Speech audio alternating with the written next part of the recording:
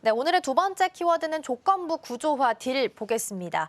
소프트뱅크 주도로 해서 오픈 AI 투자 유치가 거의 마무리 단계에 들어갔습니다. 규모는 한 400억 달러 정도로 지금 책정이 되어 있는 상황인데요. 근데 핵심 조건을 충족하지 못할 경우에는 여기에 딱 절반인 200억 달러까지 받을 수 있는 상황입니다. 소프트뱅크가 왜 이런 조건을 내건 건지, 그리고 향후에 400억 달러 그대로 받으려면 어떤 조건들을 좀 충족을 시켜줘야 되는 건가요? 처음에는 이게 이제 400억 달러 한꺼번에 주는 걸로 다들 생각하고 있었는데 그런 게 아닌가 봐요. 사실 이제 좀 들여다보니까 오픈AI가 추진 중인 사상 최대 400억 달러를 처음 받았을 때 엄청난 금액이다라고 생각하는 거고, 일단 이 400억 달러가 경영권을 가져가는 게 아닙니다. 그리고 이제 기본적으로 처음에 130억 달러를 이제 MS가 투자를 했을 때 49%의 지분을 갖고 있는 거였습니다. 그러니까 이게 사실은 거의, 그리고 경영권을 사실은 이제 50%를 사실은 이제 샘 알트만이 갖고 있는 거기 때문에 30% 내외를 조건을 가지는 거기 때문에 사실은 400억 달러가 크게 좋은 조건도 아닙니다. 근데 이제 400억 달러를 이제 투자 라운드를 가지고 있는 거기 때문에 대규모 자금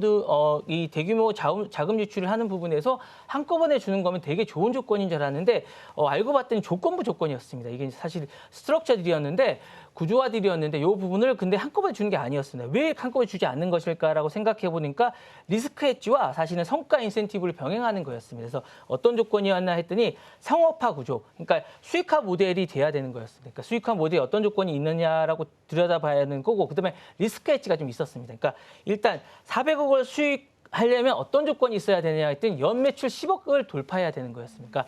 그러니까 오픈AI가 현재 애저를 기반으로 MS의 어떤 애저 있지 않습니까? 그 애저를 기반으로 기본을 연 매출을 10억 달러를 못 넘고 있습니다. 이 부분을 꼭 넘어야 됩니다. 넘어야지 요 나머지 부분을 가져가고 있고요.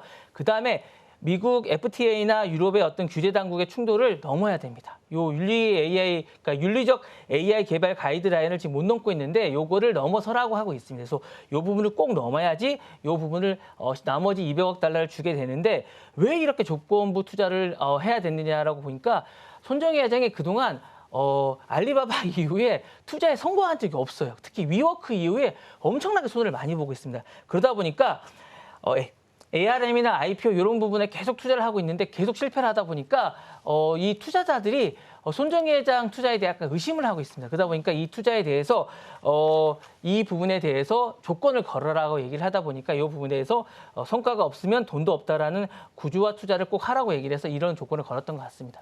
네, 지금 소프트뱅크 주도로 해서 오픈 AI 투자가 이루어질 예정인데요. 지금 투자금 전액 그대로 400억 달러를 좀 받기 위해서는 연말까지 영리회사 전환 작업을 마무리해야 된다라는 내용 짚어주셨습니다. 그러면 만약에 400억 달러를 계획대로 유치를 좀 받게 된다면 향후에 오픈 AI 지배 구조는 또 어떻게 변하게 될지, 향후 AI 시장 판도까지 좀 예상을 한다면 어떻게 보고 계실까요? 예, 오픈AI 지배 구조는 이제 이렇게 됩니다. 오픈AI가 수익 법인으로 바뀌게 되면 이제 지금 비영리 구조에서 이제 되고 있는데, 이게 바뀌게 되면 전체적인 마이크로소프트가 45%에서 49% 정도가 가지게 됩니다. 그러니까 130억 달러 투자했을 때 애저 제공권과 함께 가지게 되는 그런 조건이었습니다. 그리고 이제 가지게 되고요. 소프트뱅크는 25%에서 30% 정도를 가지게 됩니다. 요 전체 400억 달러를 다 투자했을 때 가지는 조건입니다. 그리고 직원의 지분들이 가지고 있습니다. 15에서 15%를 가지게 되고요. 나머지 투자가 5에서 10이고, 그다음에 샘 알트만이 50% 정도를 가지게 됩니다. 이렇게 가지게 되는 구조고요.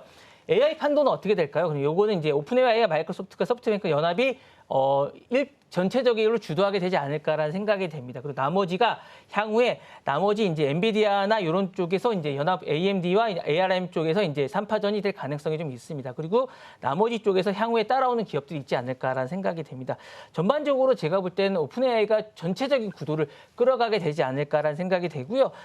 향후에 근데 이 비용이 너무 많이 들기 때문에 수익을 내는 구조가 정말 힘든 구조입니다. 그래서 향후에 소프트뱅크나 ARM 연계한 나머지 구조들이 따라오게 되겠지만, 수익을 누가 내느냐가 아니라 전체 판도에서 이 판도를 이끌어가고 승자가 독식하는 구조가 되지 않을까라는 생각이 듭니다. 그래서 일단은 승자가 전체를 다 독식하게 된 다음에 치킨 게임이 되지 않을까라는 생각이 듭니다. 네.